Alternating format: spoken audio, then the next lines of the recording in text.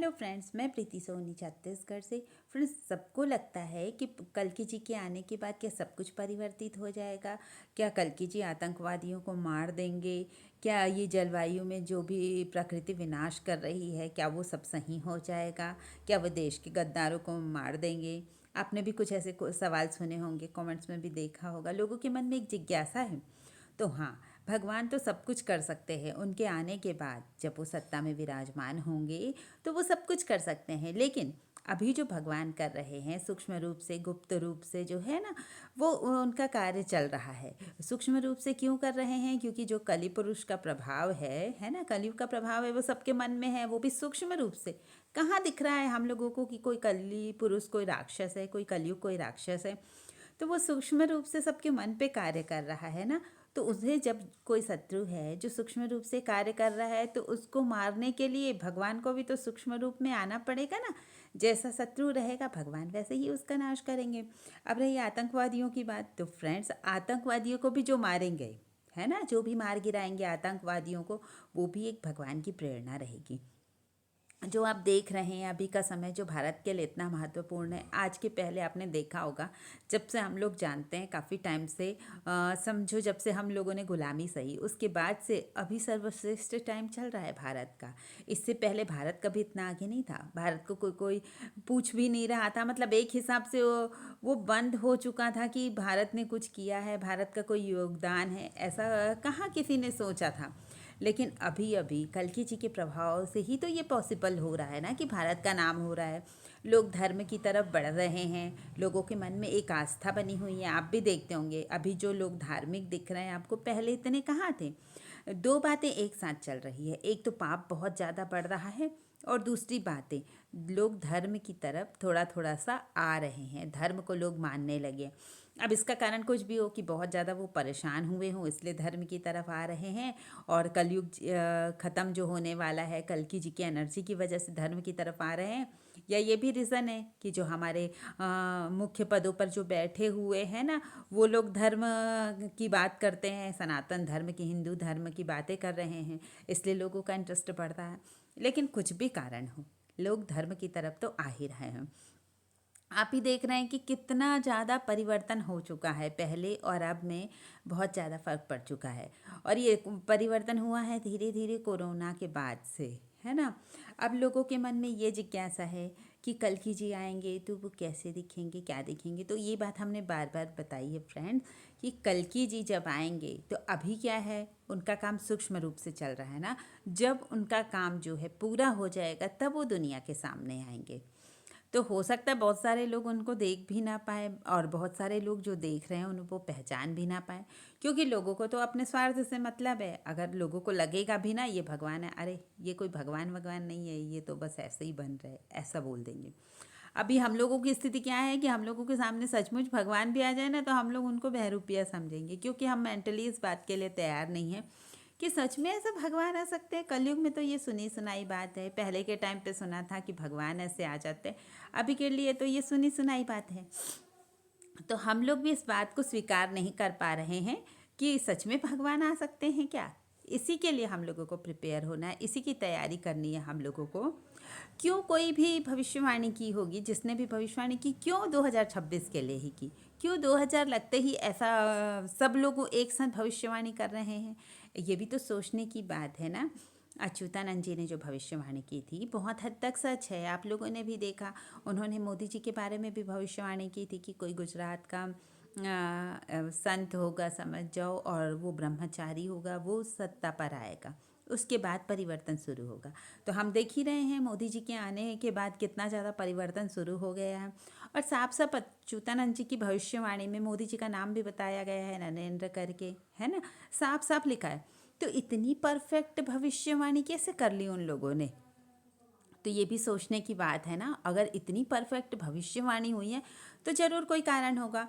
और ये जो वेंगा जी की भविष्यवाणी है, बाबा वेंगा है ना, उनकी भी भविष्यवाणी कि तीसरा विश्व युद्ध 2026 में होगा। तो ये भी पॉसिबल है कि युद्ध की स्थिति बनेगी। और पहले भी मैंने कहा है कि युद्ध की स्थिति बनेगी, कुछ देशों में युद्ध भी होगा, और हो सकता है ना, भारत में भी होंगे छोटे मोटे युद्ध। लेकिन पूरी तरीके से दुनिया ख़त्म नहीं होगी। इसी को रोकने के लिए तो भगवान आ रहे हैं। तो ये सब बातें एक ही तरफ तो इशारा कर रही हैं कि बहुत बड़ा परिवर्तन होने वाला है दुनिया में। जो भविष्यवाणियां हैं वो भी बता रही हैं और हम भी तो फील कर रहे हैं, हम भी तो देख रहे हैं। चलो भविष्यवाणी को छोड़ दो, तो हमें भी तो बहुत कुछ फील हो रहा है ना। हम भी तो देख रहे हैं कि कितना ज़्यादा परिवर्तन आ चुका है, पहले और आज में कितना परिवर्तन आ गया है।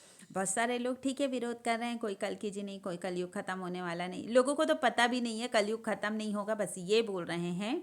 ये भी नहीं पता है कि कलयुग का एग्जैक्ट टाइम जो बताया गया है, मान लो कि अभी नहीं होगा, जो भागवत में बताया गया है या अन्य ग्रंथों में कि 4,32,000 साल की अवधि है कलयुग की। लोगों को ये भी नहीं पता, बस ये बोलने आ जाते हैं कि अभी कोई कलयुग खत्म होने वाला नहीं, आप लोग फालतू के वीडियोस बना रहे हैं। तो फ्रेंड्स, जब उनको इतना भी नहीं पता कि कितने साल बाकी है, बस सुनी सुनाई बातों पर लोगों का यकीन है। अगर इस चीज़ को आप अगर गहराई से देखिए, गहराई से सोचे, है ना, तो आपको भी दिखेगा कि कितना ज़्यादा फ़र्क है 2025 के बाद से, कोरोना के बाद से। मान लीजिए 25 से तो अब बड़े बड़े फ़र्क दिख रहे हैं, कोरोना के बाद से थोड़ा थोड़ा थोड़ा थोड़ा परिवर्तन तो शुरू हो गया है। और जैसा हम हमेशा बोलते हैं कि 26 तक ये परिवर्तन पूर्ण हो जाएगा, तो 26 में कब तक के ये नहीं कह सकते, लेकिन बहुत कुछ आपको दिखाई देगा। और ये भी बात है, ये भी दावा है कि जो 2025 में हमने देखा ना, 2026 में उससे भी ज़्यादा ही भयानक दिखाई देने वाला है हम लोगों को। तो ठीक है, आप सुनी सुनाई बातों पर यकीन मत कीजिए, लेकिन आप अपना दिमाग तो लगा ही सकते हैं। जो दिख रहा है उसको आप कैसे नकार सकते हैं ना। आपको भी तो दिखाई दे रहा है कि वाकई में कितना ज़्यादा परिवर्तन है। ऐसा समय कभी पहले आया है क्या? अभी ना तो पैसे वाले की वैल्यू है, धीरे धीरे तो वैल्यू ख़त्म हो रही है। आप ही देख रहे हैं कितने बड़े बड़े अभी उद्योगपति है या जो भी है, जो भी क्राइम कर रहा है कहीं ना कहीं पकड़ा जा रहा है, उसका क्राइम सामने आ जा रहा है। पहले ऐसा कहाँ होता था, कुछ लोग होते थे जिनका क्राइम सामने आता था। अभी तो मोस्टली लोग पकड़ में आ जा रहे हैं, मोस्टली लोगों को क्राइम सामने आ जा रहा है ना। जो छोटे छोटे भी गलत काम कर रहे हैं उनका भी क्राइम सामने आ रहा है। और एक बात मुझे ऐसा लगता है कि कुछ लोग हैं ना जो दूसरों को परेशान करते थे, जो दूसरों का मजाक बना के जो मज़े लेते थे ना, अब एक्चुअली में वो भी बहुत परेशान है, अंदर से बहुत ज़्यादा दुखी है। अरे ये परेशान क्यों नहीं हो रहा है, ये इतना अच्छा ज़्यादा अच्छे से कैसे है। पहले तो ये परेशान रहता था, टेंशन में रहता था। मतलब जो दूसरों को परेशान करने वाले हैं ना, उनका दुख ये हो गया है कि ये सामने वाला कैसे अच्छे से रह रहा है। मतलब क्या है कि सीधी बात है कि उनकी जो टेंशन है ना, वो अभी उन लोगों ने छुपा के रखी है। वो दिखेगा बाद में, समय आने के बाद उनकी टेंशन खुल के सामने आएगी और वो खुल के एक्सेप्ट करेंगे। क्योंकि देखो, हर निगेटिव के आसपास कुछ एक आध तो पॉजिटिव कहना चाहिए कि जहाँ पे निगेटिव शक्ति होती है, नकारात्मक सोच वाले होते हैं, वहाँ एक सकारात्मक सोच वाले, पॉजिटिव सोच वाले भी रहते हैं ना। और वो जो सीधे साधे रहते हैं, मैंने बताया जो भक्त हैं भगवान के, है ना, ये भगवान ही जो धरती पर आए हैं, उस टाइप के लोगों को लोग परेशान कर रहे हैं। अब वो परेशान नहीं हो रहे क्योंकि वहाँ तक के तो कल्कि जी की एनर्जी पहुँच गई है। और जिसको भगवान जिसकी रक्षा करनी चाहेंगे उसको कौन परेशान कर सकता है। तो लोगों को आश्चर्य हो रहा है, अरे ये कैसे परेशान नहीं, पहले तो इतना हाँ परेशान रहता था, अब कैसे इसके मज़े ही मज़े चल रहे हैं। अब वो तो मज़े चलेंगे ना।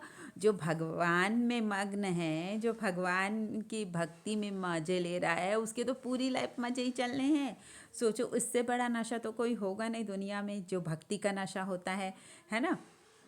नहीं तो फिर इस भगवान को क्यों लोग पूजने लगते। आप ही सोचो, पहले हम देखते थे, चलो अभी तो थोड़ा सा पैसा आने पे कितना अभिमान हो जाता है ना, स्वयं को तो कुबेर समझ लेते हैं जिनके पास थोड़ा भी पैसा होता है।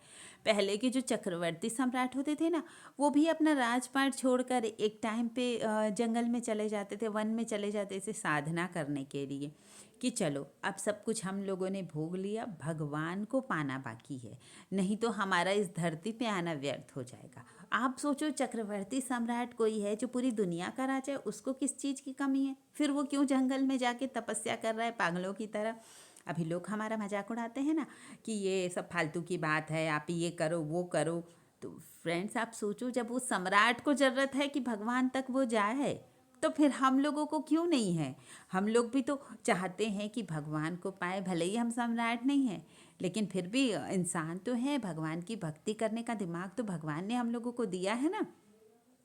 तो हम इसी दिमाग के भरोसे चलेंगे। और आप भी सोचिए, इस बात को पूर्ण रूप से मान लीजिए, कुछ भी हो जाए, कोई कुछ भी फरमाए, कोई भी कमेंट पढ़े, आप कल्कि जी को मानना बंद नहीं करेंगे। मैंने कहा भी कि ज़रूरी नहीं है आप भगवान कल्कि जी का ही नाम लीजिए, आपके जो इष्ट हैं उसका नाम लीजिए।